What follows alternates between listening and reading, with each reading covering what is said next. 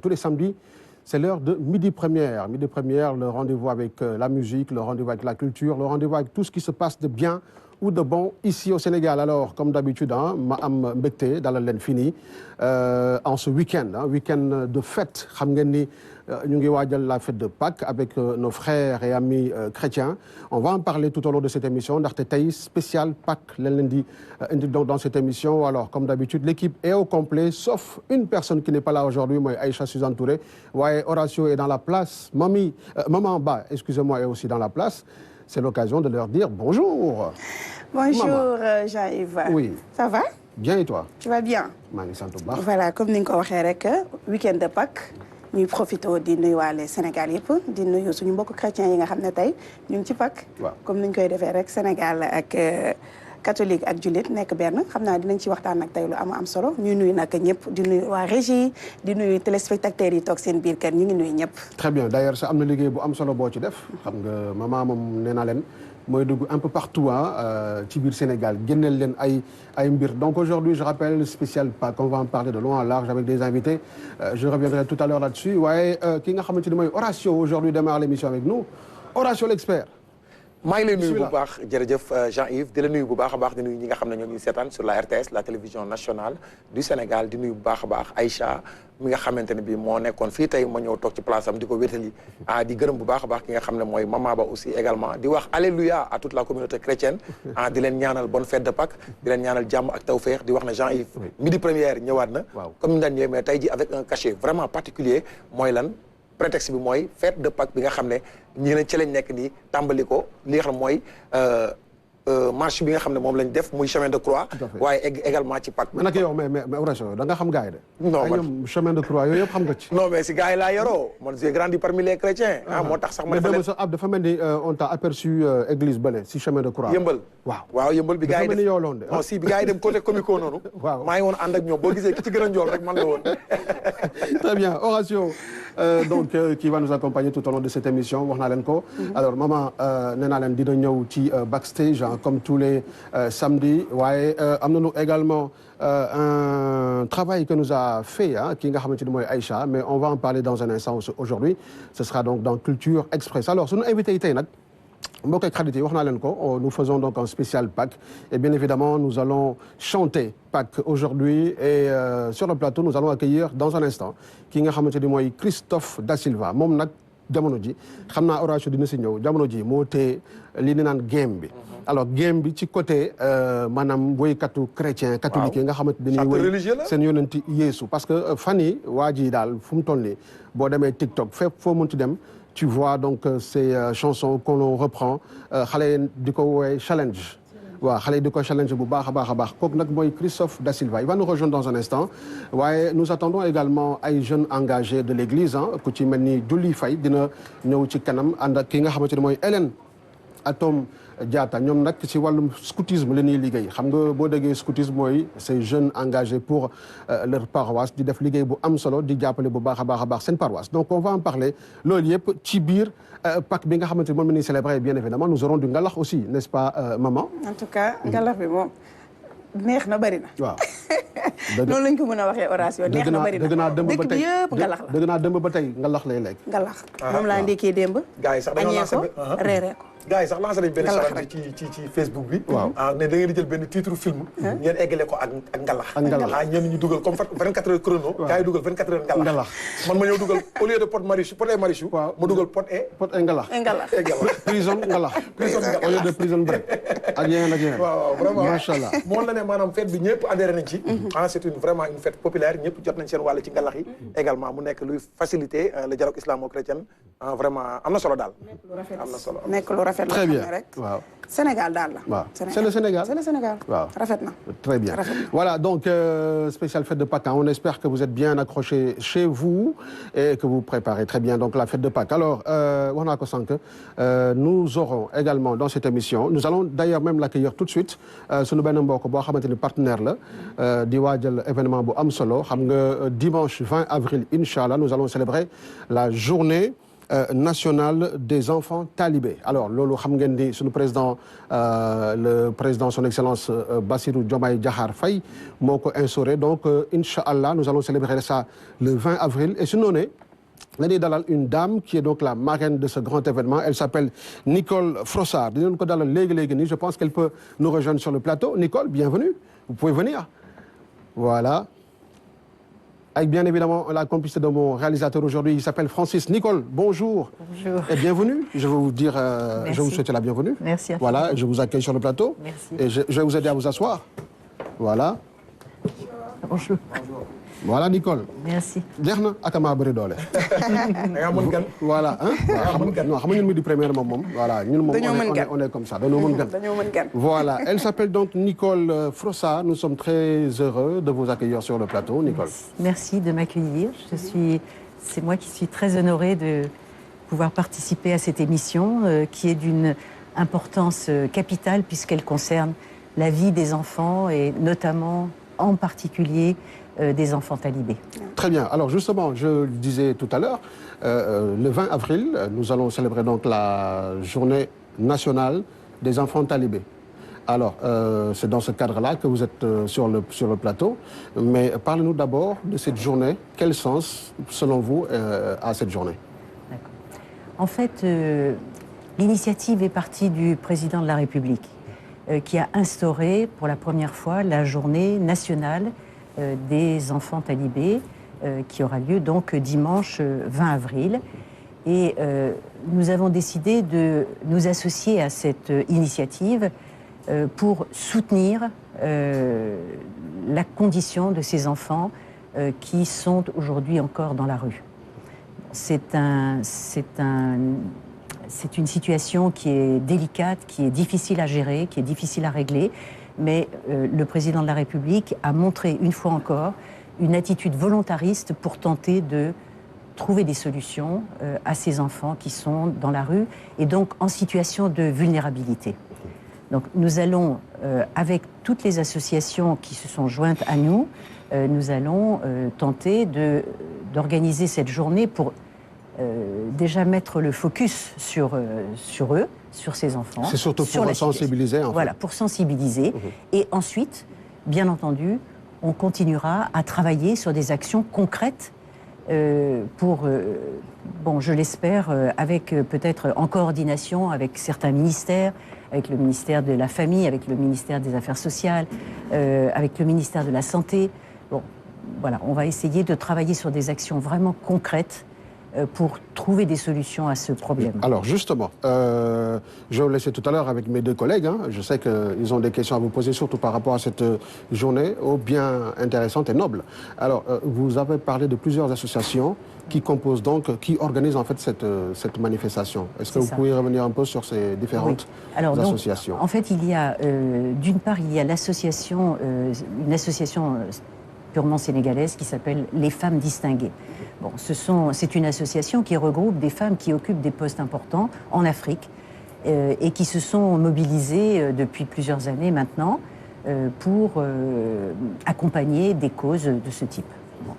Il y a ensuite une association qui est en France qui va organiser une journée complète au bénéfice, au profit de ces enfants talibés pour recueillir des dons, pour recueillir des fonds, etc., etc. Et ils vont être en direct toute la journée. Ils vont être en direct avec nous. Voilà. Donc, évidemment, ça va donner quand même une importance à cette journée. Et bon, voilà, on espère que nos voix communes seront entendues. Ce que je voudrais dire aussi, c'est que certes, j'ai été nommée ambassadrice de cette journée, mais je n'interviens pas comme une Française, même si je suis de nationalité française, parce que je suis depuis 25 ans au Sénégal. Et donc, c'est vraiment, je considère qu'aujourd'hui, je suis une résidente de cœur. Mais on va dire que vous êtes devenue une Sénégalaise à part entière. Voilà. Hein? Parce que vous savez, nous au Sénégal, on adopte très facilement. Donc, sachez que nous, on vous considère comme une Sénégalaise à 100%. Voilà. Donc, c'est à ce titre-là et parce que je suis aussi une mère de famille et donc je suis sensible à la cause de ces enfants.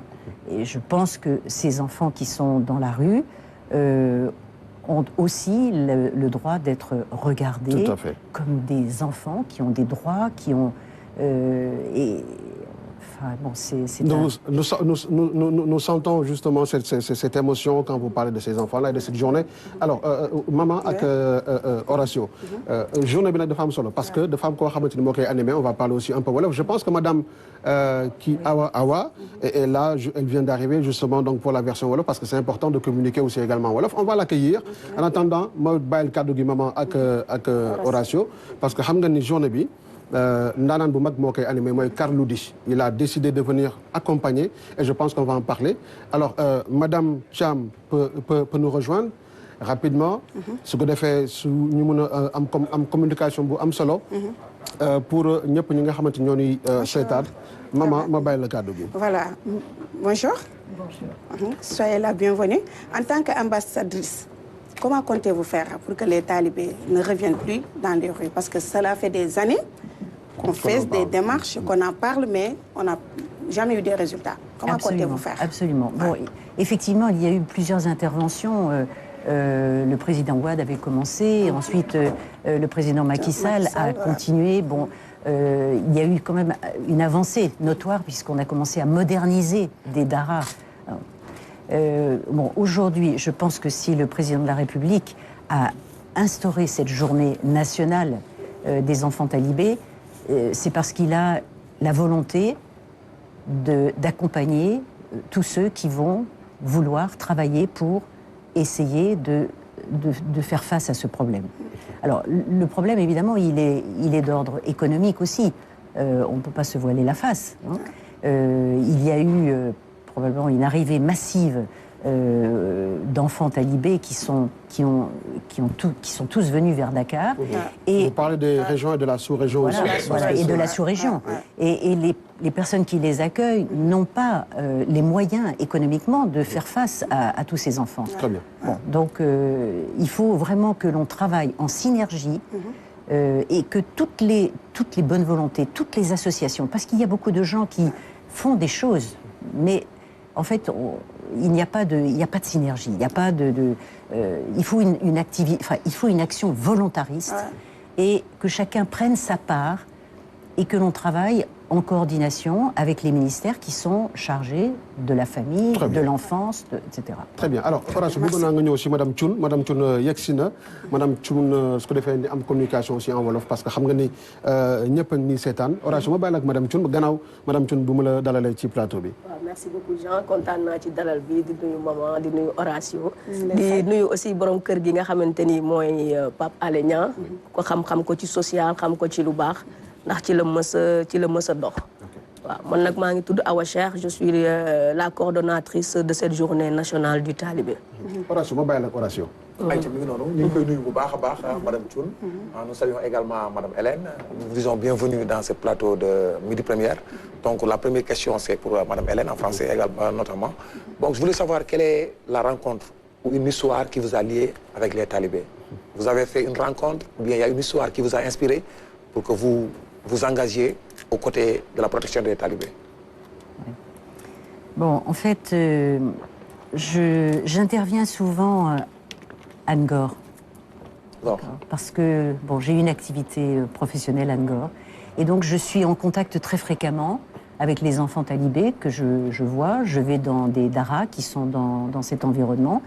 Et j'ai pu constater dans quelle situation ils se trouvent. C'est-à-dire dans des locaux qui sont absolument épouvantables.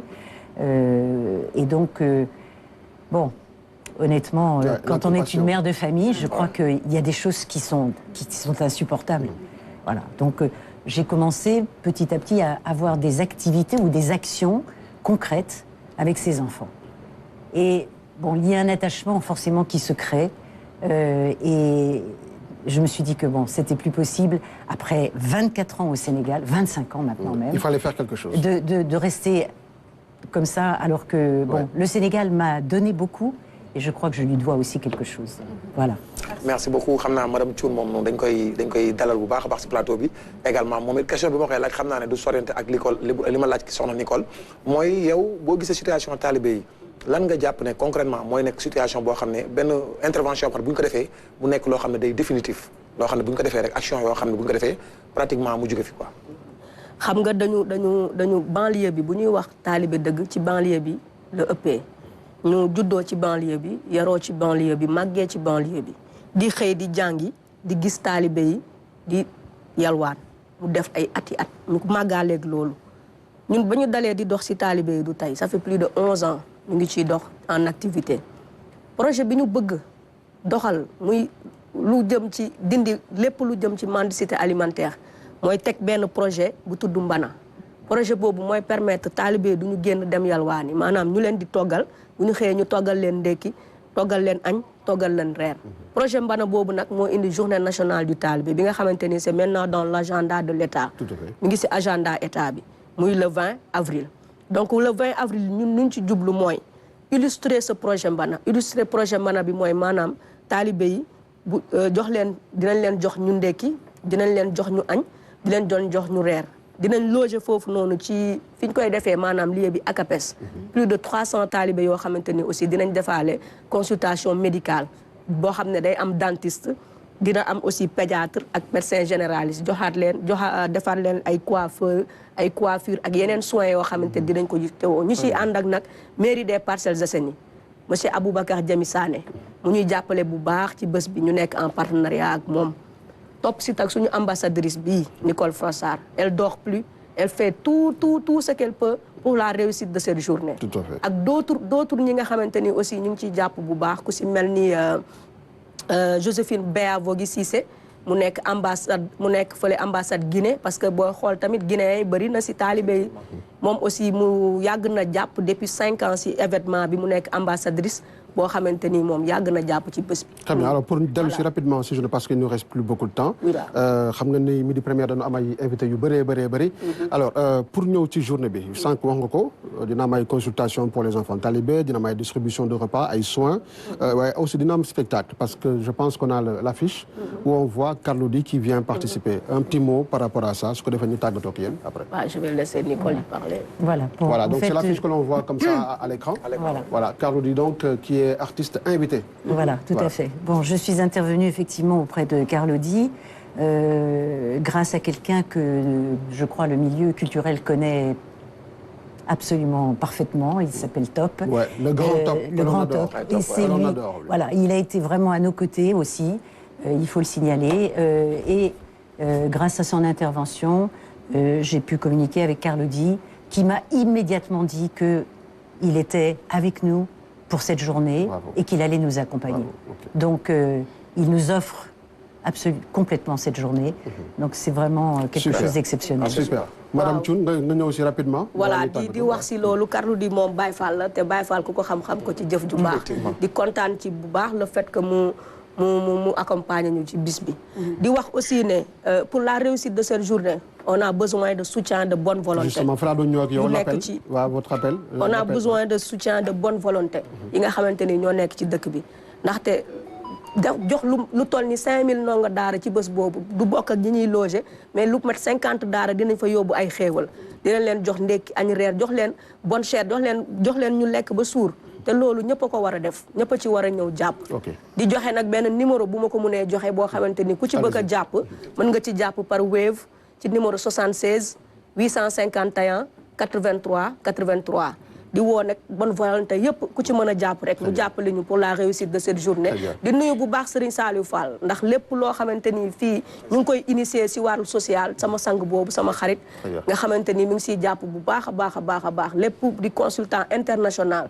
di woo le président de la République Bassirou Diomaye Faye et son premier ministre Ousmane Sonko. di woo le ministère des solidarités et de la famille. di woo aussi Mimi Touré. di woo Amsatou Sow Sidibé di woo ñëpp ñi nga xamante ni yàgg nañu accompagner maa ngi woo ñëpp maa ngi woo Pape Alé Niang pour la couverture médiatique pour que bés boobu parce que on est en partenariat aussi avec une association française qui s'appelle Naya donc day nekk en direct événement boobu day nekk en direct ñun ak ñoom. waa France dinañu gis li xew fii Sénégal. li xew fii ñun ñuy gis li xew foofu. c'est super. voilà ñun ñuy gis li xew foofu. waaw maman un dernier mot parce que daanaka waxtu yi jeex na. Un dernier mot, peut-être un dernier appel à lancer à l'endroit des téléspectateurs qui nous suivent. Voilà. Oui, donc je crois que tout un chacun, tous les Sénégalais, je pense, ont une sensibilité par rapport à ce problème. Donc j'invite vraiment tout le monde, tous les Sénégalais qui peuvent nous aider à Vous pouvez dire ça en Wolof? Vous dire ça en Wolof? Allez-y, un petit effort en Wolof. Je vais vous faire parler un peu. Ñëw leen, maa ngi leen di woo yéen ñëpp. C'est compliqué, c'est pas grave. Oui. En tout cas, on a compris, je pense que tout le monde a compris. Merci beaucoup. Wow. Merci de nous avoir accueillis, merci de nous avoir donné la voix. Merci beaucoup. di leen di invité yéen it ngeen ñëw ci bés bi. def bénévole waaw inchallah. terrain ACAPES à partir de 9h. terrain basket ACAPES à partir de 9h. À partir de 9h. Et je rappelle ACAPES, c'est au niveau des Parcelles Assainies. Très bien, merci beaucoup. Donc voilà donc l'affiche une dernière fois pour ceux qui voudraient soutenir donc cet événement. Mesdames et messieurs, mes téléspectateurs, nous vous en appelons à votre générosité tout simplement. Donc faites un petit geste, aidez donc ces associations, Madame Trossard, donc à accompagner ces enfants talibés. Voilà, donc nous allons, elles vont nous quitter, hein, malheureusement, mais nous allons continuer. Cette fois-ci, je vous propose une vidéo signée Christophe Da Silva. C'est notre invité qui va arriver dans un instant avec la complicité de notre réalisateur. Il s'appelle Francis. Tout de suite.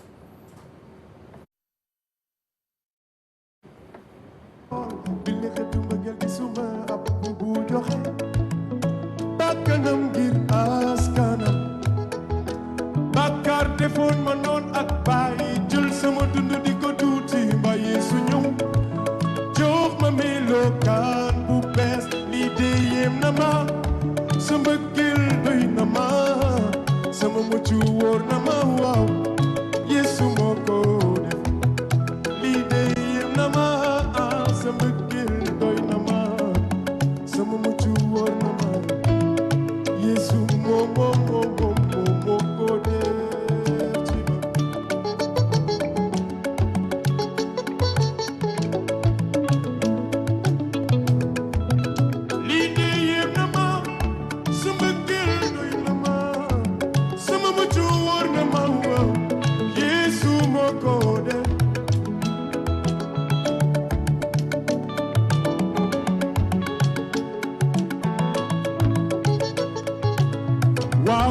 sa mbëggeel doy na ma kay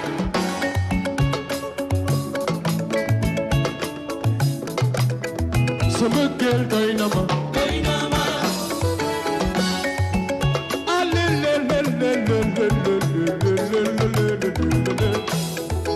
am na benn mbir bu ma jaaxal lool bi la xetu mbëggeel bi suma am bu joxe bakkanam di askanam Bakar defoon ma noon ak baay jël sama dund di ko tuuti ba Yeesu ñëw jox ma melokaan bu bees lii de yéem na ma sa mbëggeel doy na ma sama mucc wóor na ma waaw Yeesu moo ko def lii de yéem na ma sa mbëggeel doy na ma sama mucc wóor na ma waaw Yeesu moo ko def kon munu ma la ba cofeel gi nga am ci man yéem na ma lool munu ma la bàyyi mu cofeel gi nga am ci man yéem na ma lool munu ma bàyyi Yeesu c'est pas possible munu ma la bàyyi di nga bàyyi Yeesu di nga bàyyi Yeesu di nga bàyyi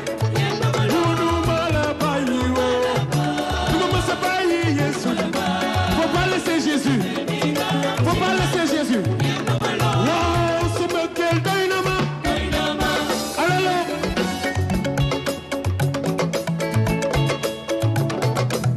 Sama mucc wóor na ma. Madame Ndiaye bul bàyyi Yeesu. Sama mbokk Rubi yaa bul bàyyi Yeesu. Yeesu yaa ko def. Maanaam.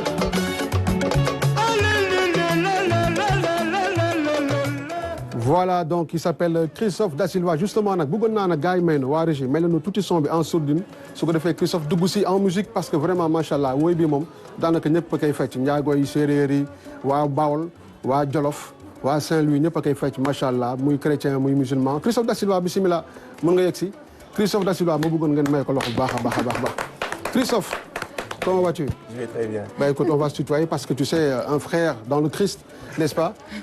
C'est possible, on y va. Christophe Da Silva, bismillah, ñu ngi lay nuyu di la dalal, bienvenue donc sur le plateau de Midi Première. Merci beaucoup, maa ngi lay nuyu. Di nuyu ñi ma bokkal plateau bi. Maman Horatio. Maman Horatio. Donc di nuyu tout le personnel de la RTS, di nuyu également ñi nga xam ne ñoo ñuy seetaan. Di nuyu Sénégal en tout cas.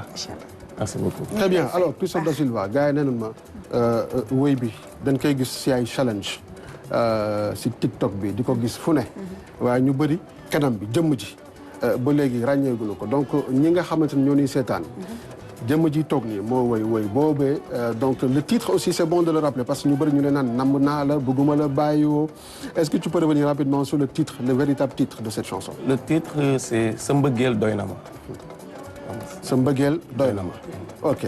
Et j'ai vu que sur TikTok, voilà, mënuma la bàyyi. Mënuma la bàyyi ñu bëri loolu c'est vrai que voilà, c'est la partie la plus visible, mais le titre de la chanson c'est Sa mbëggeel doy na ma. Très bien.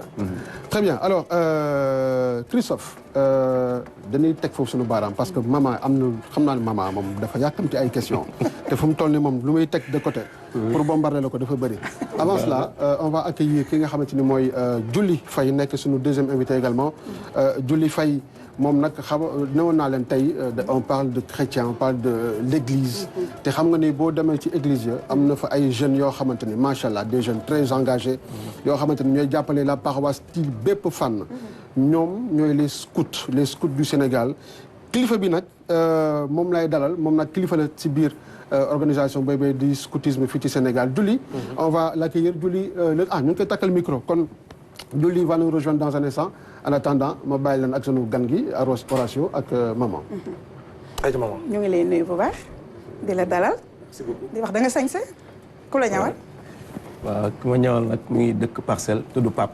en tout cas rafet na. macha allah macha allah sa ñëw bi rafet na. voilà ñu nekk ci Pâques. gis ni nga génnee morceau bu am solo xale yi di ko challenger un peu partout ci TikTok bi. ak ci réseau yi. lan moo la xiir tey nga woy ak kan nga woy Jésus Christ nga woy wala da nga woy mbëggeel boo xam ne da nga ko dencoon à côté.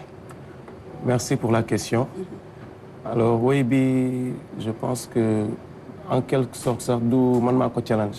parce que comme ni ñuy wax rek léeg-léeg da ngay def mbir nit ñi bëgg ko. donc c'est un concert en plus boo xam ne def nañ ko depuis 2024. d'accord te mosuñu ko dugal sax suñu plateforme à part YouTube. mais comme ni ñuy wax rek léeg-léeg di nga denc mbir. voilà suñu borom bëgg ko fësal. C'est comme ça que ça s'est passé. Et le chant parle de vraiment ce que Christ a eu à faire à la croix. Donc là, je suis en train de relater les faits yoo xam ne voilà histoire je pense que bind na ko et nit ñi aussi war nañ ci bàyyi xel. D'autant plus que nous sommes à la période de la Pâque. Donc Jésus maa ngi wax ci kàddu yi ne am na benn mbindeef bu ma jaaxal lool bi la xeetu mbëggeel gisuma ab buur bu joxe bakkanam ngir askanam. Donc Jésus en tant que roi. Donc il a quitté sa gloire et il est venu sur la terre pour une cause mu nekk cause bu noble mooy maanaam le salut de l'homme pas seulement le salut des chrétiens. Et d'ailleurs sax loolu la ñuy fêter parce que démb on rappelle démb vendredi saint. effectivement mu nekkoon donc le jour bi nga xamante ni ci la Yeesu Christ a génn àddina. gannaaw ba ñu ko rey fële ci à Golgotha. effectivement alors donc ñu nekk si mouvance boobu mooy maanaam le sacrifice de Jésus ba. incha allah suba. Pâques bi nga xamante ni dañ koy célébrer. donc woy bi ñëw daanaka. donc dafa daa mel ni woy bi dafa waaw woy bi daal dafa ñëw pour accompagner justement cette ferveur mu nekk dafa ànd ak mbumbaay bi voilà effectivement mu nekk loo xam ne vraiment man personnellement waajul ma ko woon. donc dama jékki-jékki gis affaire yi di daw sur les réseaux ba nit ñi di ma woon naan ma waa mais sa woy bi alors que le chant a été composé depuis 2022. oui loolu moo jaaxal ñëpp c'est-à-dire que woy bi yaa ngi ko composé depuis très longtemps. mais daanaka on peut dire que 2025 bii daal. le cartonné. loolu la suñu borom dogal. très bien alors sunu waa ji yegg si na Julli dañ koy dalal ci plateau bi Julli Faye moom nag je pense qu'on peut faire le salut scout. Julie, comment vas-tu? Comment tu vas? Alors le salut scout, je te le donne dans le mille. Voilà. Et voilà, c'est comme ça. Vous allez bien? Très bien. Très bien, merci. Voilà, Julie Faye xam nga wax naa leen ko sànq tey nag dañuy dalal scout yi tey daanaka ci biir l'église la ñuy dugg. accompagner donc sunu téléspectateurs ak li nga xamante ni mooy lii di midi première. voilà Julie dañ lay bàyyi rapidement nga dañ lay dalal su ko defee nga nuyu ak sunuy mbokku téléspectateurs. Alors je m'appelle Julie Faye. Je suis commissaire régional à la communication et à l'image publique des scouts de la région de Dakar. Voilà, je suis aussi membre du groupe 16e Dakar, qui se trouve à la paroisse Sainte-Joséphine Bakita. Alors c'est le 16e groupe créé par les scouts de Dakar, qui en compte 22 au total. Donc environ 3000 scouts yoo xam ne ñu ngi fonctionner biir Dakar. Alors donc yow macha allah maman xam nga midi keng ñu ne. bool keng midi keng bool keng. effectivement. Voilà donc c'est l'heure du journal de Horatio. Info décalé xam ngeen ko donc tous les matins dans midi première Horatio. le temps ni bàyyi la nga dem toog sa place fële. effectivement waaw wala fii nga koy defee. sama rédaction laa jëm da ngeen rédaction. non sama rédaction laa jëm. très bien ñëpp xam nañu sama rédaction fa laay defee sama information. waaw fa ngay joxe sa information yëpp. info décalé. waaw mi ngi noonu. alors info décalé Horatio ni bàyyi la nga introduire. ñu bàyyi jingle bi daw bu tawee ñu daal di tàmbali. très bien on y va. rubrique info décalé tout de suite.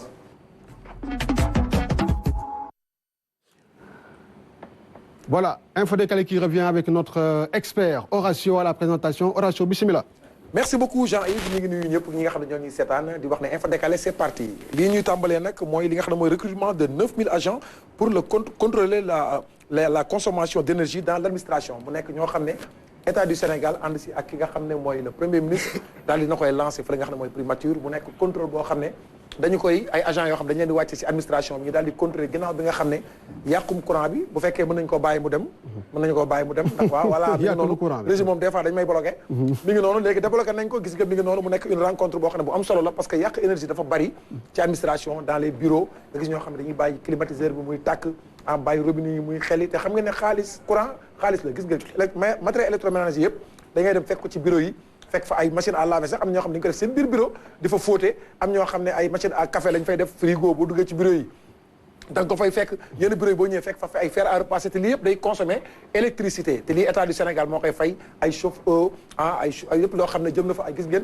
ñi nga xam ne mooy consommer courant bu métti téléviseurs yu mag a mag yoo xam ne day consommer courant aussi Jean-Yves mu nekk loo xam ne état du Sénégal jug na ci fas yéene ko wàññi bu baax a baax jël nag ay agents yoo xam ne ñooy dugg ci biir administration bi di ko contrôler képp ku ñu fekk nga bàyyi lampe bu fanaan fa ñu bind ko noté ko képp ku ñu fekk ngay yàq courant baa nga jël ay matériels yoo xam ne day yàq courant gis nga ñoo xam ne ba ci ay li nga xam ne mooy raxaskaayu tànk sax dañ ko dugal seen bureau waaw mais Horatio lii yëpp am na ci biir bureau am na ci bureau yi léegi nag am na benn élément boo xamante ne bii kii jël nañ ci kàddu ñu bàyyi élément boobu léegi mu jàll ñu déglu ko. Liste d'abonnement de l'administration qu'on a actuellement pour nous assurer que dans chaque administration sénégalaise on aura un gestionnaire de l'énergie au moins pour préserver, permettre également de rationaliser les consommations énergétiques et accompagner la dynamique de réduction de la facture publique d'électricité.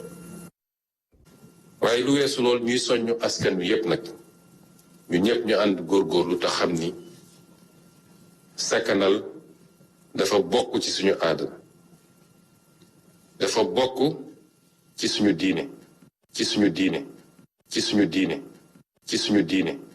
Ajaratu Mame Coumba Ndiaye moo njëkk a wax léegi nekk ak ki nga xam ne mooy le premier ministre Ousmane Sonko mu nekk lu am solo donc yéen ñi nga xam ne yéen a nekk ci administration bàyyi leen xel ne seen bureau mu ngeen a jékki-jékki gis fa kenn ku fa dugg plongé di yërndu ci li ngeen nekk pour ngeen wàññi courant bi bàyyi yàq bi tamit ñu dem ci loolu. Très bien alors deuxième sujet Horatio on parle bien évidemment du ngalax. ngalax la ñuy waxtaanee Jean-Yves ngalax ñu ne la ngalax comme facteur d'amitié et de bon voisinage entre chrétiens et musulmans gis ngeen nag élément baa ngi noonu gannaaw ba ko waa régie bàyyee mu daal di dem ay ca élément bi jàll noonu gis ngeen ngalax yaa ngi noonu ñuy defar depuis quelque temps gis nañ ne suñu xaritu chrétiens yi ak xaritu musulmans yi seen waxtaan day neex xaxataay da ciy am ay tàppante ndax lan ngalax gi bokk na ci li ko waral am na ñoo xam ne dañoo xuloo woon sax ak seen benn xaritu chrétien fi mu ne nii fexe nañ ba juboo ak moom gis nga ngalax bu ñëwee gars yi dañuy dem kër chrétiens yi di waxtaan di fab seen xale yi di leen neexal di leen bambaane yooyu yëpp ngir lan ngalax bi bu ngalax bi jàllee nag da ngeen ko continuer ñu xam ne Sénégal benn bopp la mais vraiment suñu mbokk chrétiens yi ngalax yi li ñu ciy financé dafa bari Jean-Yves dama foogoon ne ngalax ay 20 000 moo koy defar ay 15000 nekk ñoom ay ngalax ay 500000 lañ ci def ay 500000 ay 600000 am na sax koo xam ne ngalaxam 1,770,000 la ci def dama Horatio dama bëgg rek sama mbokk musulman yi kontaan gis ngeen ñu ngi noonu toog maire yaa ngi noonu di joxe ngalax ak xol bu sedd guyu Jean ma bàyyi ñu déguster ce magnifique ngalax made in yëmbal fa nga xam ne fa laa dëkk made in ngalax gis nga ngalaxu yëmbal ni lay mel bien pimenté bien sucré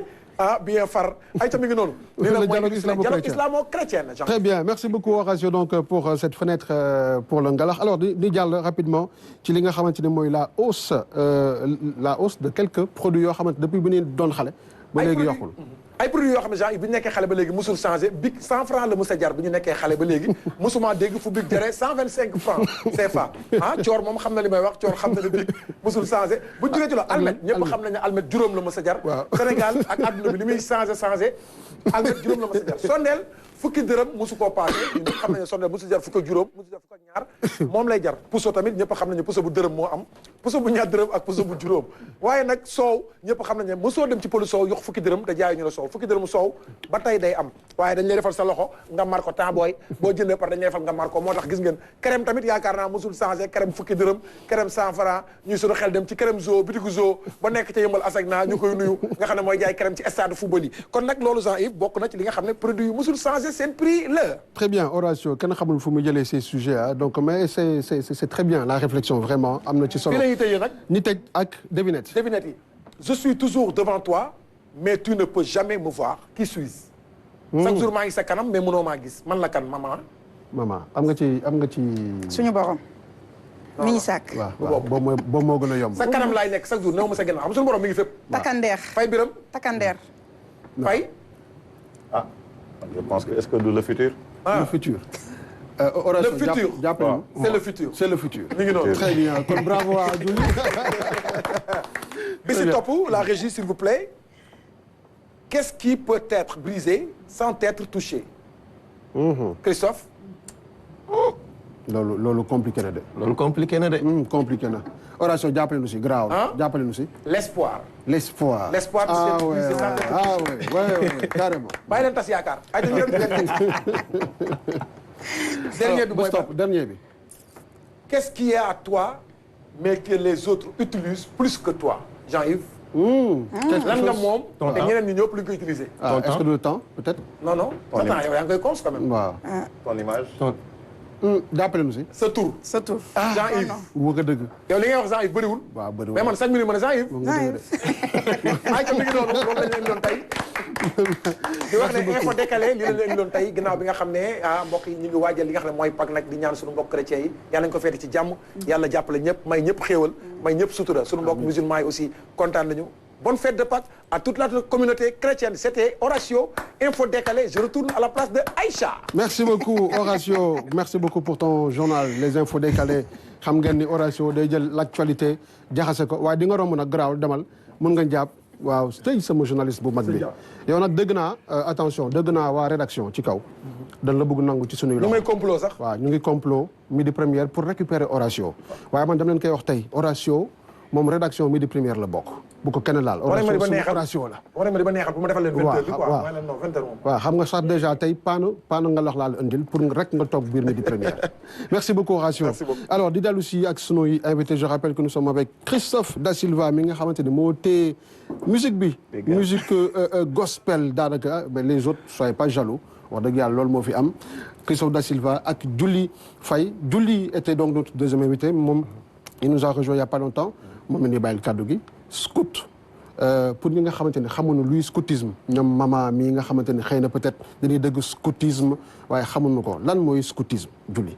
alors scoutisme loo xam ne soo ko bëggee faram-fàcce ci lu yomb da nga koy wàccee scoutisme c'est un mouvement d'action jeune c'est des jeunes qui sont formés à la citoyenneté et à l'éducation sociale c'est-à-dire da ngay jël benn xale une fois par semaine nga koy tàggat ci yar nga koy tàggat ci loo xam ne moo baax ci moom donc nga koy jàngal vertu nga koy jàngal but nga koy jàngal principe et il y a des articles qui font que tey soo jugee en tant que scout soo ko respecté sa àdduna foo dem ñu ràññee la c'est-à-dire le scout c'est quelqu'un de poli le scout c'est quelqu'un qui dit toujours la vérité le scout c'est l'ami de la nature le scout c'est quelqu'un qui sert son pays qui aime son pays sincèrement le scout c'est quelqu'un qui fait la bonne action quotidienne koo xam ne il se démarque par une bonne exemplarité une bonne citoyenneté et par une meilleure éducation.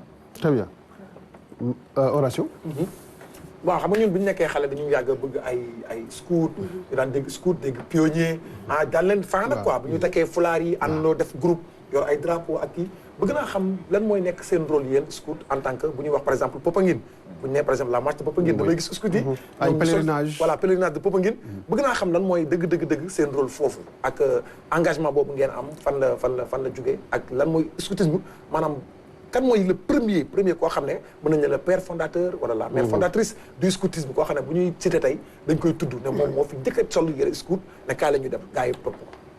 alors scoutisme histoire am dafa commencé sax Afrique contrairement à li ñëpp xamul histoire am Afrique la commencé au niveau de la guerre des bourses benn waay bu toogoon bokkoon ci guerre bi bu tudd Robert Baden-Powell toog xool xam ne mën na def ak xale yi loo xam ne dina ko jëriñ ci guerre bi xale yi jàppale ko mu xoolaat dem ba ñibbi gis ne citoyen tamit doxeewul noonu mu récupérer ay xale tàggat leen tas leen jox leen ay code ne leen soo leen bëggee nekk ay xale yu baax suba nii ngeen war a demee Robert Baden-Powell il a créé le scoutisme dem ba law jóge Angleterre gars yi def yeneen pays ba mu ñëwaat Afrique ñun Sénégal ñu jël ko approprié ko et ba pare féetale ko côté église ça ne veut pas dire qu'il est exclusivement réservé. Ouais, justement parce que on a des scouts musulmans aussi. Voilà loolu gis nañ ko tellement pour dire que mouvement la bu am solo boo xam ne day jàppale les foyers religieux ou tout simplement les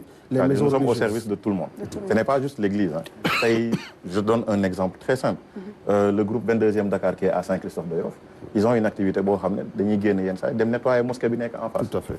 ñun tey on peut nous appeler pour ce genre d'événement ñëw encadrer.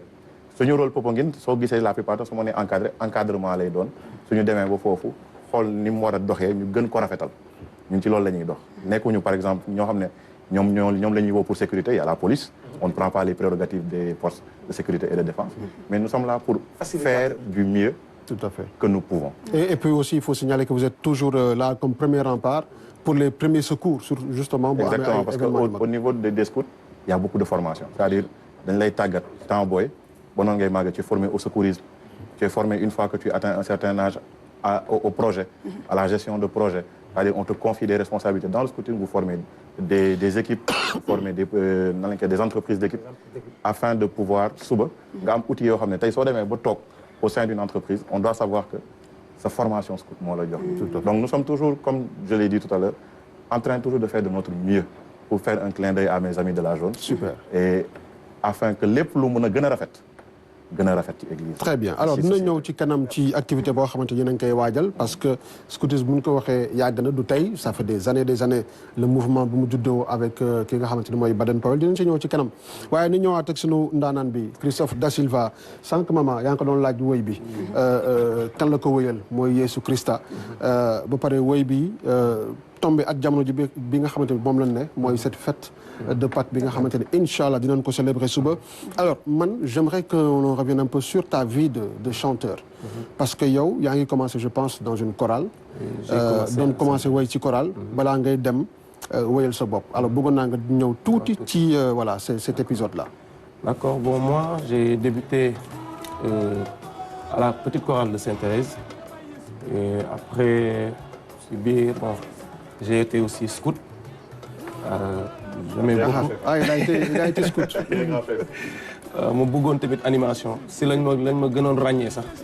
D'accord maintenant en 2008 j'ai eu à participer benn casting à African Voice suñu borom dogal ma réussir casting bi et en 2015 c'est là où j'ai senti l'appel vraiment du Seigneur qui m'a vraiment dit de chanter pour lui parce que de base en réalité moi j'avais comme option de devenir footballeur. Ah bon? Ouais. Comme Horatio. Horatio c'était un grand footballeur. noonu suñu borom woo ma ci ministère bi. donc ma jébbal ko baat bi ba noonu après j'ai eu à rencontrer un grand frère Étienne Mathurin Sène que je salue de passage. Je lui ai expliqué la vision ne que vraiment le Seigneur m'appelle à chanter pour lui mais tout en restant locale, quoi. Donc, consommation locale. C'est pourquoi vous allez constater dans la plupart de mes compositions, bon, j'ai un peu fait appel à la culture, c'est-à-dire surtout le volet linguistique, pour un message bien mondial. Parce que l'objectif aussi, c'est d'annoncer l'évangile de Christ au travers de la musique locale, mais tout en restant aussi moderne. Donc on touche tous les secteurs. Donc il est fini le modiqué. Donc loo xam ne dama ko waajal pour être honnête, mais comme lu ñuy wax rek léeg-léeg da ngay bëgg dara suñu borom ne la fii laa la soxla. Tout à fait. Voilà yaa ngi yëngu ci lu am solo mu nekk musique art dañuy gis ni jeunes chrétiens yi des fois dañuy xaw ma ci seen éducation la bëgg nañ ngeen leeralal ñu ko parce que dañuy gis ni même si milieu showbiz bi duñ ci fës bu baax lu jëm ci wàllu concert yi léegi dañuy gis ni yéen a ngi dugg ci théâtre bi parce que dañuy gis ni lu ëpp rek jeune jullit yi ñooy nekk ci télé yi di def ay film di nekk ci podium bi la moo waral loolu seen éducation la wala da ngeen a amul temps bi wala non du question éducation sax xam nga nit ki booy def dara te gisoo ci sa bopp aussi da ngay dem rek mais du avancer. Tu vois donc tey jii nii moi je donne mon exemple en tant que chanteur.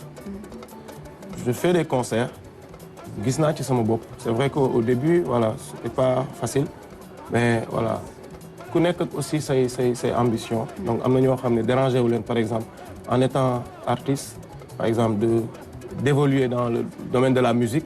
Mais su fekkante ne am nga talent boo xam ne may na la par exemple nga dem def ay séries et on a vu aujourd'hui par exemple quelqu'un boo xam ne fës na ci liggéey bu ñuy def. mooy Philippe Colly par exemple. C'est un artiste très talentueux mais aujourd'hui il n'est plus à présenter par exemple dans le religieux sax Aboubacar Samb. Voilà donc il y a bëri nañ quoi. ñoo xam ne vraiment de plus en plus on vous voit au devant de la scène ci yeneen activité également. Bon pour man du question éducation c'est vrai que bon il y a une éducation de base qui est là. Mais pour man bon def ko aussi il y a rien de mal bon choix la. Man voilà on sait jamais demain je peux me retrouver dans une séance bon du loo xam ne dañ koy xaar mais bon comme lu ñuy wax rek ku nekk ak aussi fii la suñu borom woo. Donc voilà donc il y a des chanteurs yoo xam ne vraiment c'est exclusivement la musique et rien d'autre quoi. Merci. Très bien Horatio. Man de dama daan dégg. ne moom dafa tàmbali woon ci after work d'adoration. jékki-jékki mu def nuit d'adoration. def soirée d'adoration. def concert d'adoration. adoration bi ñëwaat tout le temps ci say affiche. ñëwaat tout le temps ci say événement. nu mu demee noonu. waaw xam nga. wala da nga bëgg a confirmer ne rek foofu nga nekk newoo feneen. parce que gars yi dafa fekk bi neex. gars yi non sax waaye léegi gars yi daa commencé way de. fekk na dafa am foo nekk quoi. yaa ngi way mais dafa am koy wayal. yaa ngi way dafa am ci looy way. daa way da nga yaa ngi way. mais dafa am koy way. bon leer quoi. Moi je chante Jésus. parce que li mu ma defaral bu ma ko doon lim fii tey jii nii mën naa ne du ñu pare quoi. donc j'ai vécu quand même une expérience assez particulière bu ci gën a fës mooy. Avant mon mariage, par exemple, ma belle-mère me disait que ma femme ne peut pas avoir des enfants. Donc, loolu bokk na ci li tardé le mariage bi. Mais ma gëm ni suñu borom bu la nee demal moom dina la gunge. Donc, quand on s'est marié 1 an, on est parti à l'hôpital. La médecine a confirmé que ma femme ne peut pas avoir des enfants. Et quand on est rentré à la maison, comme une femme normale, hein, elle a pleuré. Quand elle a fini de pleurer, moi j'ai prié pour elle. Et j'ai fait appel à mon Dieu. Je lui ai dit, Seigneur, si c'est toi qui as constitué le corps de la femme. Je sais que Myome ne faisait pas partie des organes que tu as créés. Je veux qu'elle me donne des enfants. Et aujourd'hui, on est à 2 enfants sans intervention chirurgicale. Alléluia. Alléluia. Ces jours où on a fait témoignage, c'était lors d'un mariage. Ce jour-là, il y a un vieux qui est resté 3 ans. Musul génn mais jarbaatam moo doon marié wu mu ne tey dinaa génn ba mu déggee témoignage bi 3 ans musul dox. musul def dara da doon tëdd lépp lañ ko doon defaral jour boobu noonu la dégg témoignage bi mu jug dox. Ndeysaan macha allah alléluia mu nekk lu am solo. ak yeneen expérience yoo xam ne. donc ma voix je l'ai consacrée à notre Seigneur Jésus. loolu moo waral adoration bi muy. voilà donc moo tax boo déggee adoration mooy maanaam. voilà donc cant prière. voilà mooy cant quoi donc adoration si gàttal mooy cant. d'accord donc man cantkatu borom bi. cantkatu borom bi jeex na leer na. alors Diouli Faye moom la ñuy ñëw rapidement avant ñuy dem si sunu rubrique bi nga xamante ni Mama defal nañu ko comme tous les samedis dans Midi Première ni poser une question à Diouli yéen dafa am benn événement boo leen di waajal. defe naa vous fêtez vos 25 ans. d'existence bëgg naa nga ñëw ci. Le groupe 16e Dakar. Oui, c'est 16e. Fête ses 25 ans d'existence. Alors, il est utile de préciser que scoutisme dafa am ay groupes yu bëri. Oui. On est à 22 groupes à Dakar te groupe bu juddu rek dañuy ne c'est le groupe 16e, groupe 15e. waaw loolu moo waral seen. moom moo waral appellation bi. Donc nous, le 7 mai d'il y a 25 ans, nous avons reçu notre reconnaissance. Donc la reconnaissance, c'est que le scoutisme te reconnaît en tant que groupe à part entière, avec toutes les attributions qu'il lui faut. waaw wax ko ci wolof tuuti. maanaam ñun léegi ñun bokk nañ ci famille scout yi en fait. am nañ groupe boo xam ne il est fonctionnel mën na jëriñ askan wi et il est prêt à fonctionner. Donc ren mooy suñuy 25 ans. Ça va se passer du 7 au 11 mai. 7 mai au niveau de la paroisse et 9, 10, 11. Il y aura beaucoup d'événements dedans, notamment un mémorial pour nos anciens défunts. Il y aura une journée santé et quelque chose de très important, une journée parents-enfants. Boo xam ne on va demander aux parents de venir passer la journée ak xale yi parce que c'est très rare parents am jot jël après-midi lëmb toog ak doomam foo xam doomam nan lay foowee. Et c'est ça un peu qu'on veut faire ressortir. Et le dimanche, bien sûr, après la célébration de la messe, on va faire une cérémonie de promesse. Promesse, moi, tu jures. Promesse, moi. Prends l'engagement. Tu prends l'engagement et tu promets au scout que tu vas servir. Et ça, c'est le moment le plus crucial de la vie d'un scout. Donc, tu t'engages sur ton honneur et sur ta foi à servir l'Église, Dieu et les hommes. Très bien. Alors, dinañ ci ñëwaat dans un instant. Alors, mais on va tout de suite aller voir donc notre rubrique Backstage. Aujourd'hui, nag Backstage spécial Pâques la. Xam nga ne ñu ngi ci wàccaayu Pâques bi. Et donc, maman nous a fait un travail magnifique. Je vous invite à regarder ça après le jingle. Yor leen kuddu la.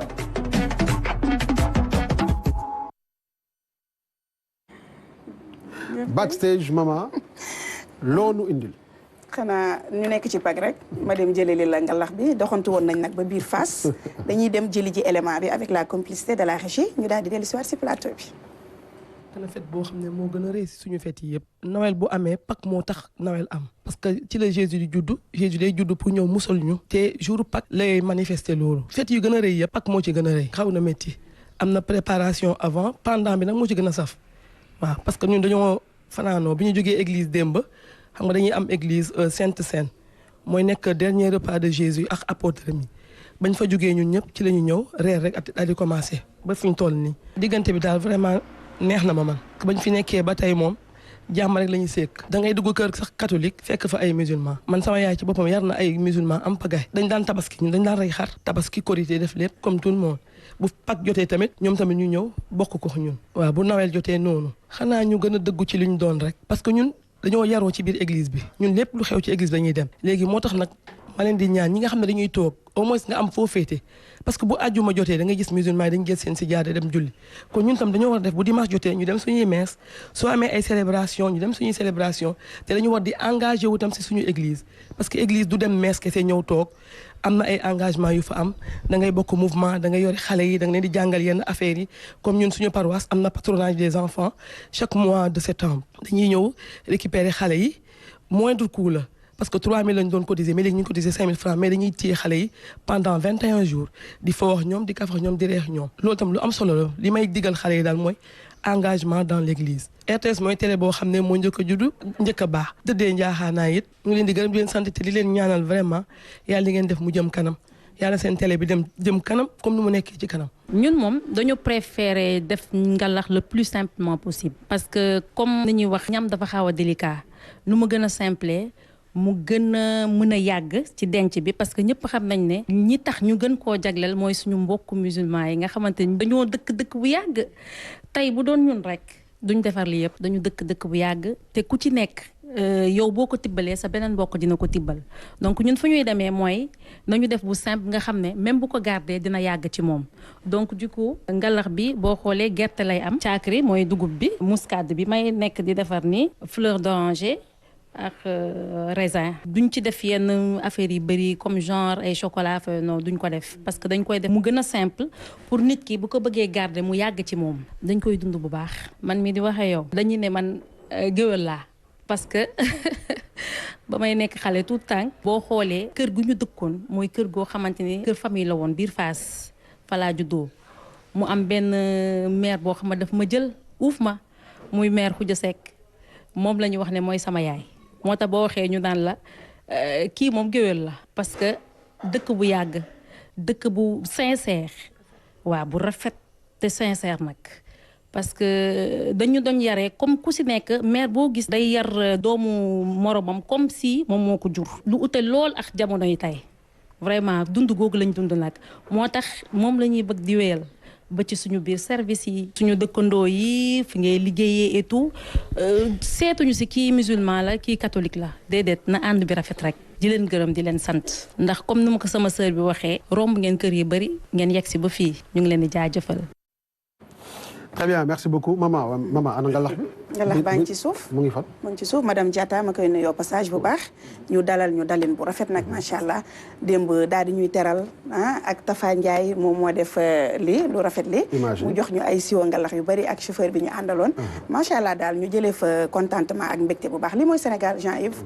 ñoo bokk ndey ñoo bokk baay. parce que soo gisee nee na ñoom dañ daan rey ay xar. ñoom si biir Fass la ñu yaroo mu nekk benn daal nga gis démb jullit yi dañuy ñëw foofu dimbali leen ci liggéey bi nuñ koy defee waa koñ bi génn mu nekk benn daal ñuy wax de rek ñuy gën a rafetalaat rek diggante jullit ak catholique ndax lien bu yàgg la ndax ngalax bi nag mu ngi soqeekoo fële ca Ndar suñu maam yi ñoo ko daan gën a def mais dañu dem ba léegi mu gën a fës gën a rafet Sénégal tey amul kër gooy dugg rek mu ne la aw ma ngalax ñëpp a am ngalax sànq Horatio mu ngi koy wax naan da ngay gis sax ku wut xaritu catholique nga wut ko nga ñàkk ko wut sax dañ koy jël dugal ko ñu xam la ñu ñàkk la xam lii mooy Sénégal suñu demee ba sous-région bi yëpp di ñu ñeewee suñu nekkin lu jara sàmm la mu nekk loo xam ne nag lu rafet la dañuy ñaan rek mu gën a jëm kanam ñun ak yéen benn lañ merci beaucoup alors une petite réaction Christophe par rapport ak ce ngalax là waaw je pense que histoire la depuis l'existence du Sénégal donc genre fête yi bu amee daanaka doo xamee kii fii la bokk wala fee la bokk que ça soit pour la tabaski c'est pareil donc ngalax bu ñëwee damay gis sax parfois si TikTok bi parfois gars yi di tooñante tu vois donc juste pour dire que vraiment ça fait partie de ce qui rend la beauté de notre nation et da ngay gis parfois même dans une famille où par exemple l'autre il est musulman l'autre il est chrétien donc et je pense que loolu bokk na si li nga xam ne moo dëkk yu bëri dañ ñu ciy ñee quoi tout à fait et c'est une arme pour man boo xam ne war nañ ko gën a préserver pour vraiment la stabilité de cette nation et gëm naa ni vraiment suñu borom ba bëlee mu ngi suturaal kon on dit Ebenezer jusqu'ici Dieu nous a secouru quoi parce que nekk la loo xam ne ñu ngi koy rafetlu Julie man de li ma mën a wax ci ngalax bi mooy c'est une partie de l'année boo xam ne da ngay réew a tas ci la nit di la woo naan la boo xam ne da nga koy gëj a dégg woo la téléphone ne la sama Julie mu ngi waxaale soxla sama ngalax non mais c'est le moment de l'année où vraiment on retrouve ce brassage interreligieux qui est très intéressant suñu maam yi liggéey ko bàyyi ko fi ñun on a l'obligation et le devoir franchement de le maintenir et on essaiera de notre mieux quand même de maintenir cette cohésion là parce que Sénégal c'est un pays laïque ba abadan kenn du ko dindi. Très bien alors Julie on va rester avec toi par rapport ak justement donc le monde scout ces jeunes donc engagés nga xamante ni yow ngalax da nga ci bëgg wax dañ yekkal ma ngalax ay ca Horatio ay ca dama ci ngalax Horatio nag moom nag foog mu ruube fi kan lañ fi yekkaloon ngalax ñëpp lañ yekk ay am ngeen ngalax kon garaaw ba am ba non man damaa xam ne lekk moom ku la koy jox nga koy lekk rek wóolu nga ko gis nga coiffeur koo wóoluwul du nekk sa coiffeur parce que du yegg si ba fii ci yow ak lañ set ku la jox lekk nga dugal ko sa gémmiñ kooku am nga ci moom confiance li muy symboliser daa bari te ngalax mën ngaa gëmm di ko naan xamul tax amul lenn lu la siy gaañ ngalax amul yàq amul 500 os gëmm di naan confiance mënu koo passé gëmm di naan c'est ça la ngalax Horatio voilà donc toujours là pour égayer ce plateau ah machallah Horatio alors Julie maa ngi ko doon wax sànq si yoo leen di des cet engagement yi nga xamante ni gis nañ ko ci jeunes scouts yi alors mu am benn fan sànq on l'a vu dans les images ni y a les filles et puis mu nekk aspect boo xamante ni dafa baax ni wax ci mooy les guides là parce que loolu yëpp si scoutisme la boobu bëggoon naa nga ñëw ci parce que normalement tu devais être là avec Hélène qui malheureusement n'a pas pu être avec nous. là pour un voyage impromptu. Alors nous le scoutisme comme je dis c'est un mouvement boo xam ne c'est ouvert à tous.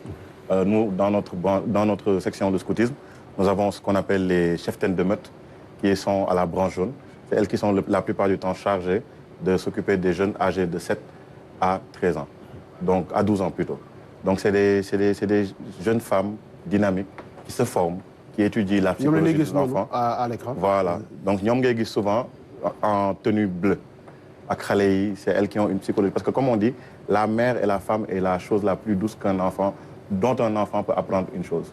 Donc c'est à partir de ce moment-là que ces femmes-là interviennent. Et ça nous aide aujourd'hui à façonner l'enfant tel qu'on le veut parce que xale mënoo ko imposer pédagogie boo xam ne tamit dina ko jàpp da nga koy tette di ko jàngal ndànk-ndànk par le jeu di ko nax naan soo ko bëggee jàngal mën nga ko jàngal lu la neex on peut même leur apprendre le morse on peut même leur apprendre des principes de base mais tout en jouant c'est cette action par le jeu que les femmes dans le scoutisme réussissent à merveille donc elles sont très formées très qualifiées très dynamiques elles font des camps de formation comme nous elles font le CI, le CEP, le CNB et le CBB dans des conditions comme nous.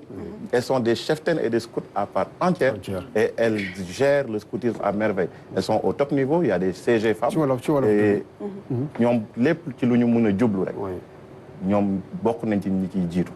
Donc tey c'est une occasion, tu me tends la perche, franchement, pour leur rendre hommage. Pour leur rendre un immense hommage. Sans ñoom, aujourd'hui, le scoutisme sénégalais du doon li mu doon. Très bien. Et ça, c'est une chose à dire. Sans les cheftaines de notre, le scoutisme sénégalais du dem ni mu war a demee. Très bien. Merci beaucoup, Julie. Christophe, ni ñëw si Christophe.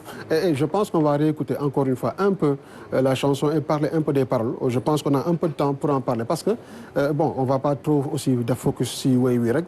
Mais feneen fi ma bëggoon ñëw ak yow mooy que également. dañu gis ni ce dernier concert bi def le buzz. mooy bi amoon Sorano. daanaka dañu gis ni lépp mbalax la pratiquement lépp mbalax la su ma juumul. pratiquement boo xoolee majorité des chansons donc qu'on choisir def ko en mbalax man la question c'est pourquoi le choix du style mbalax.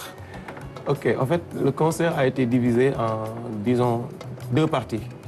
Donc il y a la première partie worship et Horacio wax léegi mooy maanaam partie adoration. Parce que aussi c'est un concert priant où on donne l'opportunité aux gens vraiment d'être en connexion avec le Seigneur. Donc partie la boo xam ne vraiment partie chant la quoi adoration. léegi deuxième partie bi moom la ñuy woowee partie mbalax quoi bon en réalité bon partie louange laa koy woowee. Donc pourquoi le style mbalax en réalité je ne fais pas seulement que le mbalax. Donc damay def yeneen style comme le reggae et tout ça mais là comme je l'ai dit tout à l'heure pourquoi le mbalax en tant que tel parce que dama gis ni bon par rapport ak message bi ñuy véhiculer ça ak cible bi aussi ça passe plus parce qu'on parle avec les Sénégalais.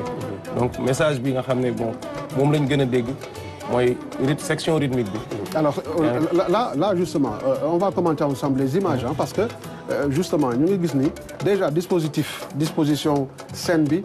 on se croirait en concert de Wally Seck déjà Wally Seck wala Youssou Ndour.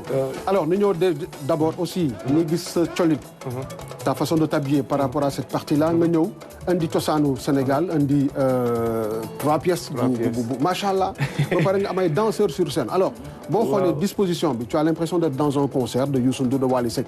C'est un choix ou bien? xam nga ci label laa nekk et à la tête bon je peux dire que je suis entouré d'une équipe bien structurée yoo xam ne seen xam-xam dafa màcc ci li ñuy def dama am directeur artistique et moom moo def mise en scène bi donc déjà balaa ñuy jëm ci salle bi donc day am koo xam ne moo ñu fay jiitu tu vois xool emplacement yi et puis li ngeen gis ni ça a été écrit. dañ ko bind ci feuille de ce fait mooy maanaam képp koo xam ne am nga rôle bi ngay war a jouer ci kii bi dañ la ko jox balaa ngay ñëw sur scène moo xam ingénieur en son bi moo xam kii gérer lumière beeg donc ñëpp c'est-à-dire chacun a un rôle à jouer donc concert aussi boo koy def da nga war a ànd ak ñuy wax directeur artistique boo xam ne moom mooy gérer lépp loo xam ne mooy aspect technique donc il y a toute une équipe qui est derrière composée de 25 personnes. Donc il y a un staff qui est derrière aussi. Donc le choix de la tenue aussi renvoie encore à cet aspect culturel. Vraiment boo xam ne tey jii nii 3 pièces Sénégal lañ ko xamee quoi. Donc te dafa rafet aussi.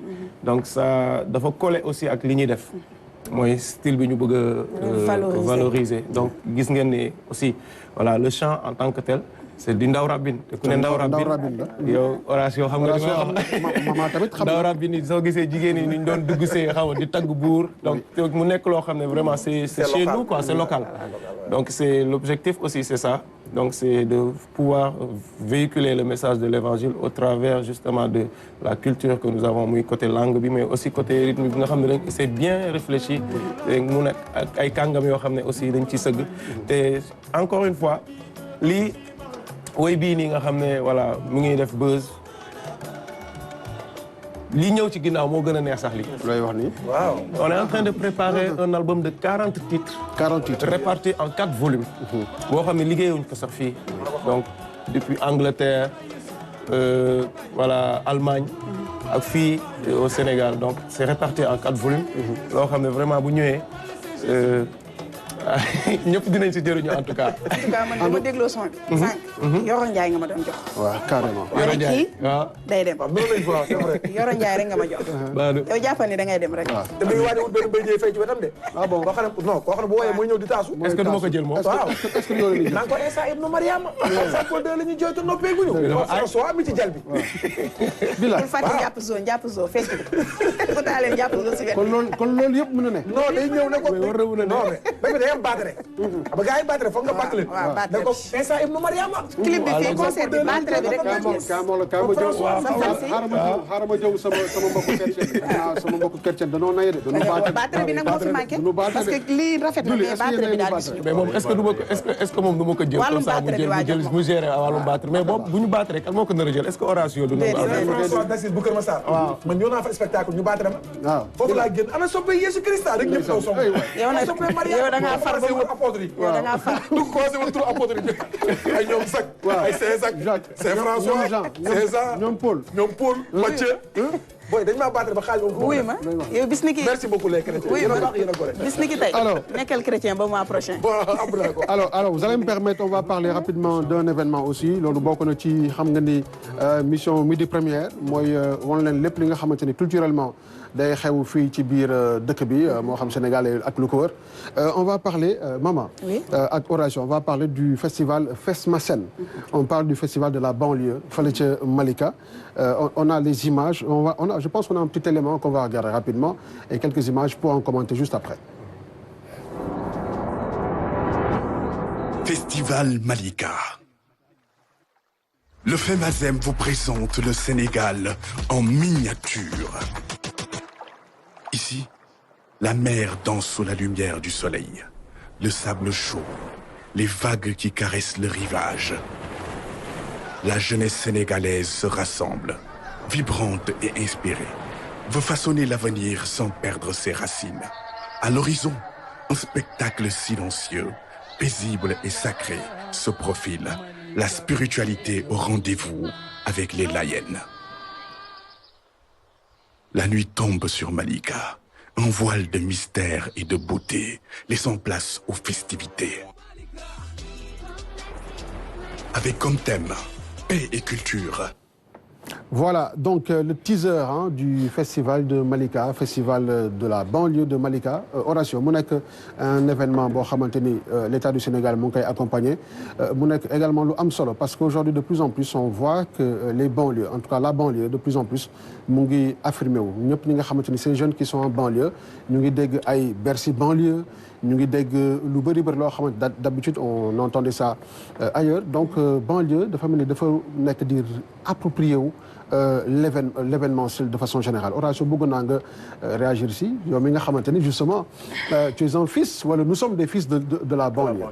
effectivement Fesmasen nekk loo xam ne événement bu am solo la initiative la boo xam ne aussi dafay viser à promouvoir la ville de Malika. mu nekk dëkk boo xam ne nag depuis quelque temps gis nañ ni il se passe beaucoup de choses là-bas parce que tout simplement dafa accessible léegi boo xoolee VDN3 bi dafay jaar. accessible na boo xoolee autoroute à péage bi soriwul Kër Massar. donc aussi acteurs culturels bari fa trop mu nekk zone boo xamante ne bii dafa jege ak Yëmbal boo xoolee Malika ak Yëmbal ñoo taxaloo moo ko séddoo ak Kër Massar ñoom ñëpp ñu bokk département Kër Massar donc mu nekk foo xam ne acteurs culturels bari nañ fa moo xam ay chanteurs religieux la moo xam ay chanteurs mbalax wala rappeur wala reggaeman wala ay artistes comédiens wala humoristes ku mu mënti doon déjà man gis nga man foofu laa dëkk ci zone boobu gis nga bi ma fa defee le grand théâtre de la banlieue foofu laa ko organisé woon mooy Horatio Time gis nga li mu indi ci ay doomu aadama donc pour montrer que banlieue bi instant bii mi ngi approprié wu la culture sénégalaise dama koy faral di wax nee naa leen xarnu bu nekk ak li fiy xew ay jamono yàlla dafa tàcc woon waa Médina Mbaye Dieye Faye juddoo fi Youssou Ndour juddoo fi Maam Gorgui Ndiaye ak ñu bari yàlla jamono mu tàcc Pikine Tyson juddoo fa Ndongolo ay ñoom Baboy ak ñeneen jamono ji dafa tàcc côté Yëmbal ak jëm Kër Massar parce que département bu bees la yaa ngi fay dégg ay Diop de ay mbër yaa ngi fay dégg ay Ndiogu Mbaye yaa ngi fay dégg ay Momo Samb ay Horatio ay Yoro Ñanku Fatou Lawbe Pakoti toute la crème est dans la banlieue donc banlieue nekkatul banlieue léegi banlieue bon lieu la. Très bien maman un petit commentaire pour. voilà dañ koy manifester wu bu baax. di ko rafetlu mu nekk loo xam ne dafa am solo ci banlieue bi parce que banlieue ngay dem rek fekk fa rek ñu soo duggee banlieue rek yow. automatiquement da ngay sentir ni ñëw nga ci quartier. parce que dafa neex boo ñëwee banlieue lekkantu bu sew baa nga fa voilà tout le monde se connaît doo xiif mën ngay génn kër gi ñëw dugg kër gi foofu la ñu utee nag ak ñi nga xam ne dañu dëkk côté bi réservé wu toog da ngay ñëw daal da ngay bokk mu nekk lu am solo loo xam ne képp kuy artiste nekk fa rek ñu ngi lay ñaan rek nga defaraat sa gox ndax nit ki amoo ko dul sa quartier te genre festival yi bu ñu ko defee ba pare xaalis boobu tam dañ koy jël di xool poste de santé yi di xool case des tout petits yi ñu ko ciy def am na solo nañ ko bàyyi xel bu baax baax ku nekk rek sa quartier bi nga nekk fa nga juddoo mooy sa royukaay war nga fa nekk royukaay boo xam ne de toi mënoo nekk ci dëkk rek parce que da nga am xaalis da nga juddoo fii doo fa def dara dëkk ci dëkk bi doxal dëkk bi moo ko gënal képp kuy doomu banlieue nag ñu ngi lay wax ci loolu ñu commencé ko par yow li nga xam ne ni saa yoo wootee mu neex daal di fees très bien merci beaucoup donc maman alors ñu ñëwaat ak suñuy invité parce que ñoom également ñu ngi waajal ay mbir je pense qu'on va en parler parce que Midi Première c'est pour ça on va commencer par Christophe yow ak sa équipe justement da ngeen di waajal chaque année benn événement caritatif li ngeen ciy jublu mooy lii Mama doon wax sànq rek dafay événement su ko defee avoir des fonds pour jàppale néew di doole yi Christophe. Effectivement parce que à part le chant bon il y a le volet social aussi qui nous intéresse beaucoup yoo xam ne dañ ciy yëngu bu baax mu am benn jamono boo xam ne vraiment on a senti vraiment le besoin d'appuyer ñi nga xam ne caabi da leen féete ginnaaw donc chaque début de l'année dañuy organiser concert mooy image yi ngeen gis nii d'ailleurs donc mu nekkoon concert boo xam ne c'était les fonds recueillis dañ ko jébbaloon ñi nga xam ne caabi da leen féete ginnaaw ñu nekk fii nii Camp Pénal d'accord donc chaque année dañ koy organiser di dajale parce que ñu fa nekk par exemple dañuy soxla ay yére wala am na ñoo xam ne par exemple amuñu fi mbokk parce que voilà prison du ay sénégalais rek a fa nekk am na ñoo xam ne voilà ay guinéens ay maliens donc yére yi ñuy duggee amuñu ku leen di seeti waaw donc ñun on s'est dit pourquoi pas le faire parce que dafa bokk itam li nga xam ne bon digle la à un moment donné Jésus il a dit j'étais en prison et vous n'êtes pas venu me rendre visite j'étais malade vous n'êtes pas venu me rendre visite donc muy hôpitaux ya muy aussi prison yi dañ fay dem aussi xool nuñ leen jàppale muy voilà mun a nekk en nature mun a nekk en don aussi donc la plupart des concerts qu'on organise aussi c'est surtout pour voilà il y a le volet voilà dajale ay yére bii passé bon on a fait dañ def benn collecte voilà yére boo xam ne solotoo ko mu leer na ne bon day feesal armoire bi donc ñun boo ñu ko joxee très bien am na ñi nga xam ne vraiment soxla nañ ko quoi très bien en tout cas machallah et en tout cas Inch'Allah je pense que ñun dina leen accompagner ci loolu la Horatio mu nekk lu am solo parce que xam nga nekk libre souvent on n'y pense pas souvent donc am na ñoo xamante ne ils vivent des situations assez difficiles moo xam ñu nekk ci dans les hôpitaux wala tout simplement en prison donc dafay baax ñi fàttaliku tuuti que ces gens-là ñun on peut être à leur place nekk na lu am solo def naa si élément keroog justement jour bi suñu DG demee fële nga xam ne mooy prison bu Rebeuss ak également te tant que demoo fa rek doo xam en fait tant que nekkoo fa doo kii voilà xam nga man aussi war na ma keroog nee na ma vraiment wax nga dëgg cure-dent bi da ko fàtte ci oto bi nee na yóbbu na ginnaaw mais cure-dent la fàtte woon na yóbbu quoi nee na da ko fàtte woon soxla ndimbal permettez-moi parce que bon je travaille avec une association JIPET boo xam ne vraiment mi ngi nekk en collaboration avec FAP Futur au Présent et il y a pas que l'aspect joxe don mais il y a l'accompagnement aussi juridique am na ñoo xam ne tamit amuñu avocat également aussi voilà dañuy am temps d'écoute mais réinsertion aussi sociale ak médiation familiale bi aussi dañ koy def parce que am na ñoo xam ne bu duggee foofu noonu seen parents dañ leen di abandonné voilà duñu am visite dañ leen di fàtte duñu am ku ñu waxtaanal par exemple souvent dañuy organiser aussi ay causeries yoo xam ne ni ñu leen di déglu et à partir de là-bas yow di nga xam nit ki ban problème la am nga mën ko jàppale. indiwaat ko ci société am na solo kon je pense que Sénégal yëpp dégg nañu l'appel à accompagner justement cette initiative là. Julie yéen tamit yéen a ngi waajal événement rapidement nga ñëw ci balaa ñuy joxe antenne bi parce qu'il ne reste plus beaucoup de temps. Ouais alors comme ni ma doon wax sànq rek ñu ngi waajal célébration suñuy 25 ans d'existence. et 25 ans c'est un quart de siècle. donc ça va être un événement boo xam ne ñu ngi ciy woo région de Dakar yëpp ñu ngi ciy woo nation yëpp. et ñu ngi ciy woo tamit RTS parce que c'est un événement de jeunes c'est des jeunes qui s'emploient à rendre la société meilleure comme je le dis depuis tout à l'heure ay jeunes yoo xam ne li ñuy jéem a def yëpp pour tàggat xale yi ñu gën a gën liñ doon donc ñu ngi koy waajal le 7 9 10 11 mai. au niveau de suñu paroisse Sainte-Joséphine Bakita bi nga xam ne dina xumb année bi yëpp nag. Sainte-Joséphine Bakita moo nekk fan. Sainte-Joséphine Bakita moo nekk Hann Yaraax Dalifort. voilà c'est important pour nit ñi xam ko. parce que thème yaa ngi doon wax banlieue. ñun dañoo boole banlieue. ak résidence boole temps. voilà donc mais yéen a ngi ciy boole tamit région yi di xalaat sous région bi village yi. si le scouting fait au niveau national du Sénégal nga xam ne bëri na ay jeunes yoo xam ne jafe-jafe bi bëri na fa daal. di leen bàyyi xel parce que éducation bi ngay wax ni am na solo. même dans les villages il y a des mouvements scouts. c'est-à-dire que divisé est tellement bien organisé et structuré qu'il y a le niveau national qui coiffe tout. Ensuite, il y a les régions. La région Fleuve, la région Casamance, la région Dakar dont je suis membre. Et dans chaque région aussi, il y a un groupe. C'est-à-dire ñun Yeumbeul am nañ fa groupe. Malika 19e. Kër Massar am nañ fa groupe. Yoff am nañ fa groupe. Ouakam, Ville, Plateau, Sacré-Cœur. On a daanaka vous êtes partout. Yéen a ngi fépp. Nous essayons d'être partout et nous cherchons à nous implanter encore plus. Donc ces 25 ans, nous espérons que d'autres groupes comme yi nga wax vont fêter leurs 25 ans. Il y a des groupes qui vont fêter cette année leurs 35 ans, leurs 60 ans. Je pense à Grand Yoff. Je pense aux martyrs de l'Ouganda. Mais nous vous invitons surtout aux 25 ans à Bakita, 7, 9, 10, 11. Horatio, officiellement tu es invité d'honneur. defal sa liste. defal sa liste. xam ne jot naa jaar ci Louveteau. waaw jaar ci Caravelle. jaar ci Zenet. waaw Caravelle ak Zenet tamit. damaa jug Zenet mooy jigéen. très bien. Officiellement tu es invité. Christophe, bon, on en a parlé. Officiellement aussi, il est invité. C'est un ancien. Il a été formé. Il a formé. C'est un ancien formateur. Donc, c'est des gens qui ont contribué au scoutisme. Et c'est une fenêtre pour dire un grand salut à notre commissaire régional Rémi Niakh, qui a œuvré pendant ces 3 dernières années à l'essor du scoutisme à Dakar. Et ñu ngi ciy invité ñëpp en tout cas man su ma leen gisul yéen ñett. mooy bàyyi daal. on sera là inchallah on sera là. Voilà merci beaucoup Julie. Christophe le dernier mot et je rappelle qu'on va se quitter en musique parce que Christophe de Fignon nag il va pas nous gratifier de sa belle voix, de sa magnifique et belle voix. On a tout prévu Christophe pour que tu nous fasses un bon a cappella. D'accord. Mais le dernier mot avec cette fête de Pâques également. En tout cas maa ngi souhaiter joyeuses Pâques à tout le monde, à tout le Sénégal. Di ko souhaiter mooy naataangoo yi fi nekk vraiment di ñaan suñu borom mi nga xam ne voilà moom la ñuy yëkkati. Et que le message du salut vraiment et l'impact je dirais mu nekk loo xam ne ñun ñëpp dinañ ci mën a bénéficier wu.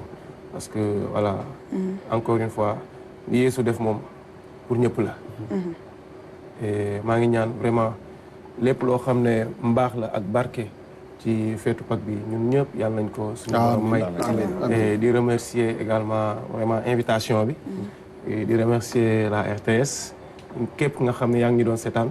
Et je profite de l'occasion également pour dire merci à mon épouse. Parce que 10 ans ci ren. Macha Allah. Voilà mu supporté. yombul parfois ngay génn matin bi di ñibbi si ay minuit.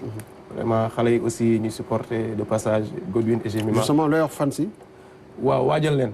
parce que am na lu rëy liy waaj a ñëw. te gëm naa ni mooy dàq bii. donc en tout cas ma leen di remercier ñëpp. di remercier tous les guides religieux. képp koo xam ne kilifa nga ci réew mi. maa ngi leen di remercier di ñaan jàmm sax ci Sénégal. amiin amiin jërëjëf merci beaucoup Christophe. Horatio et Mama le dernier mot. waaw en tout cas di sant bu baax di leen gërëm. di wax ne suñuy pensée aussi mi ngi dem si suñu benn xarit chrétien boo xam ne moom it quitté nañu daaw ñoo nekkoon ci Pâques bi. muy suñu xarit John Gomis bu Yëmbal. nga xam ne moom suñu xarit la woon bu Pâques bi bu jub see rek suñu xel dafa dem ci moom ñu koy ñaanal yàlla xaare ko àjjana aussi également ñu ngi koy ñaanal suñu mag bu góor aussi bi fi jógee yàggul Mbaye Diouf ñu koy présenté tout donc on est à toute la famille leen koy ñaanal ñu di wax ne daal fête bi ñun gis nañ ci bégte goo xam ne am na solo waaye saa su ne dañuy fàttaliku aussi ñi nga xam ne ñoom ñoo nekkoon te nekkatuñ fi donc en tout cas ñu ngi leen di souhaiter une bonne fête de Pâques di leen bàyyi xel baax baax di wax ne seen paanu ngalax yi ngeen fi indi nag vraiment yàlla leen ko yàlla fay te bu ngeen dem man xam naa ne suñu waa kër bu leen togg tey añ ma lancé leen après bu leen togg añ bu leen togg reer maa ngi ñëw ak ñaari paanu ngalax inshallah waa koñ ba nag toog bu leen togg añ yéen it maa ngi ñëw. Très bien, merci beaucoup. Et Aïcha ñu ngi leen def coucou di la xaar samedi prochain nga ñëw samedi prochain maman. Voilà Jean-Yves ñu ngi jaajëfal ñëpp di remercier suñu invité yi macha allah di leen ñaanal jàmm bu baax di wax ñu bokk rek di ko fekkee at yu bare yàlla def jàmm ci Sénégal yàlla defal jàmm suñu DG Pape Alé Niang yàlla oyofal yan bi ak suñu directeurs yi ñëpp macha allah képp ku nekkee RTS rek ñu ngi lay wax bonne fête de Pâques Innocent Sarr duñ ko fàtte Jean-François Thiaw duñ ko fàtte macha allah ñu li ñi ñaanal ñëpp jàmm di wax ni Sénégal benn bopp la kenn mënu ko xar ñaar waaw yàlla na jàmm di gën a yàgg fii ñuy nag kuku nag Aïcha Touré bu baax a baax di ko wax namoon naa la nag sister maa ngi lay xaar samedi prochain. Très bien, merci beaucoup. Donc namoon na leen bu baax on leur souhaite un prompt rétablissement. kooku di Aram Tall ak Aïcha on leur fait un gros big up. Merci à vous de nous avoir suivis encore une fois. Merci à madame Nicole Frossard nekkoon sunu invité di waajal événement bu am solo. Merci à Julie Faye, merci à Christophe Da Silva. On va se quitter en musique a cappella su ko defee ñi commencer fêter la fête de Pâques dès maintenant. Merci à tous, on se donne rendez-vous la semaine prochaine. Mais en musique avec Christophe Da Silva et la complicité de notre réalisateur tey il s'appelle Fabrice. di ko gërëm bu baax a baax a baax. ak waa régie. Merci beaucoup à tout le monde.